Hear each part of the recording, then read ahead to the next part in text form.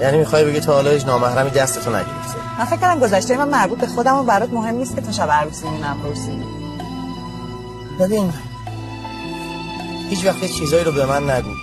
هیچ وقت. من جنبه‌شو ندارم. من به هم میریزم. من ممکنه کر میفته تو مغزم چیزایی ازت بپرسم. اگه پرسیدم هیچی نگو. همیشه از خودت تعریف کن. من نمیخوام هیچ چیز بدی درباره تو بشنوم.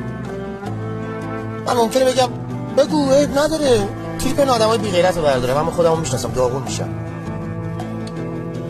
خب اگه عاشقم باشی نمیشه. نه بحث نکن. بگو باشه. دمت گرم. من خیلی وقت دوست دارم خیلی ندونم تا با همسرم راحت‌تر زندگی کنم، نه چون بدونم. نه آگاهی، این آگاهی نیست. تجسس اونو به هم نمیریزه، تو رو به هم میریزه.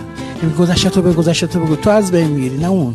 ما میگیم طرفمون باید انقدر اعتماد سازی انجام دهد تا من به تجسس نیفتم، بگم تو گناه من مشترک. چرا من اعتماد سازی نمیکنم که همسرم بره تو گوشی من تجسس کنه، اونم گناه بکنه؟ من اگر یه روزی به هم بریزم به خانمم نمیگم گوشی رو بچش کن، میگم یه کاری کن حالم خوب شه. من گوشی دست نمیزنم. تو با گوشی جو رفتار کن حال من خوب شه.